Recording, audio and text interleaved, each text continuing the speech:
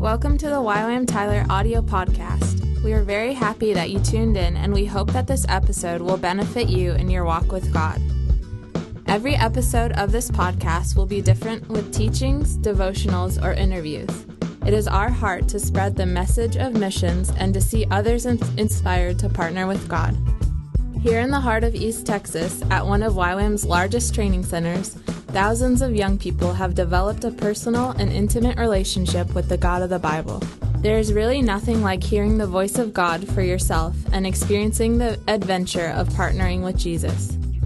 Our staff from all over the planet are here to help you develop a meaningful walk with God and to launch you into a life of Christian ministry. To find out more about YWAM Tyler and its great missions opportunities, go to www.ywamtyler.org. But now, let's tune in to today's episode.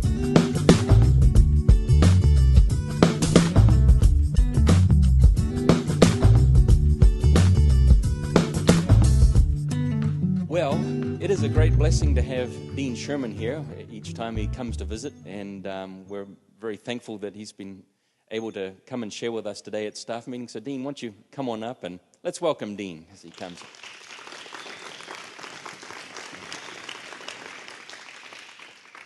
How you guys doing? You know, guys, basic to YWAM is not only are things like Facebook just absolutely made for us. I would not be surprised that the Holy Spirit inspired Mark Zuckerberg to do something like that with people like us in mind. Because we have had international community for 45 years. My closest friends are on every continent.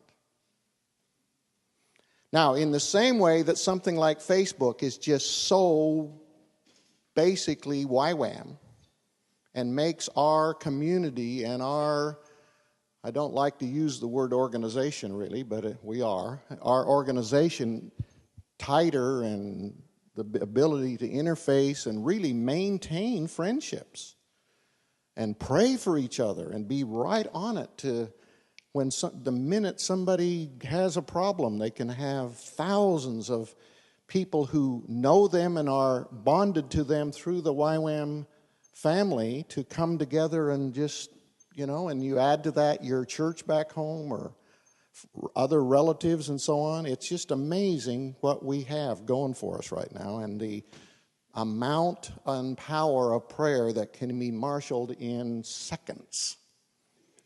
I believe that Jesus Christ had in mind groups like Youth with a Mission when he was talking to his disciples before he ascended into heaven.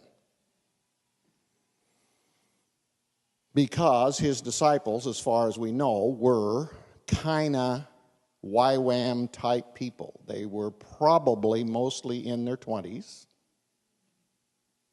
They were relatively uneducated and untrained.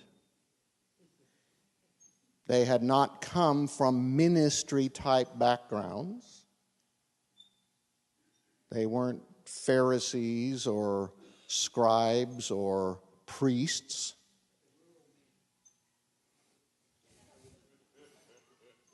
No, the 12 were all men, but amongst the 70, which is the group that traveled with Jesus every day, all the time, there were lots of women. So Jesus did have women in his ministry team from day one. The 12 executives were not the only disciples. Read it in the Gospels. It says several times he sent out the 70, 2 by 2. And amongst those 70 were males and females, older people and younger people, and people from every kind of background. They were really a YWAM community of 70 people traveling around. Very similar to what we are right here in this room. Very similar.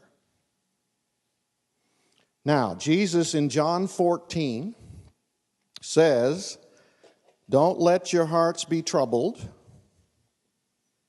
They were getting kind of worried, kind of frightened. How's this going to be? Because he is now saying to them, I'm going to leave you. Can you imagine what this is? You finally realize this is the Son of God. He's now not only done all these miracles and raised the dead, but he's now come back from the dead and walked through walls. And you're just very excited that this really is the Messiah and this really is the creator of the universe and you're one of his team. And then he says, I'm leaving. How would you feel if the person who has all of the authority and all of the power and all of the experience and has been teaching you everything you know, all of a sudden announces he's out of here? I suppose there was anger, there was fear, there was disillusionment. There were people who said, I'm going home. It could have been very, very frightening for them. So he says, don't let your hearts be troubled. You've always believed in God, so believe me, trust me. And then down in verse 15, if you love me, you will keep my commandments. And I will ask the Father, and he will give you another helper. They understood the use of this word helper because it's used in the Psalms, which they were familiar with as Old Testament scriptures. And it says there, I can't remember which psalm it is, maybe one of you knows, that God is my helper. By the way, it's the same word that was used when God said, it's not good for Adam to be by himself, I'll make for him a helper.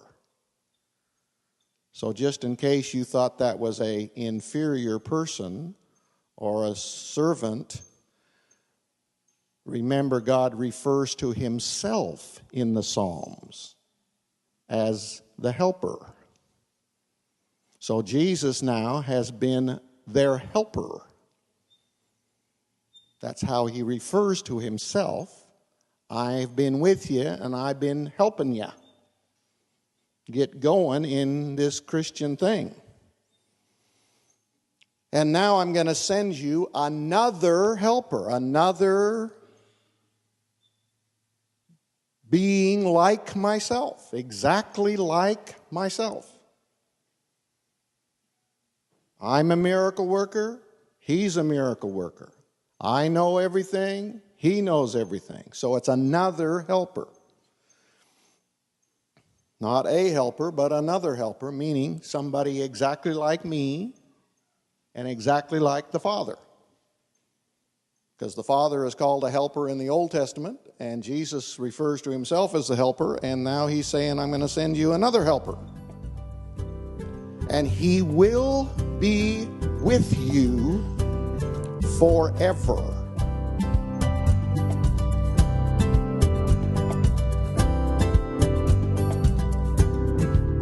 Well, this concludes today's episode. Thank you so much for listening. Again, for more missions opportunities, go to www.ywamtyler.org. God bless you.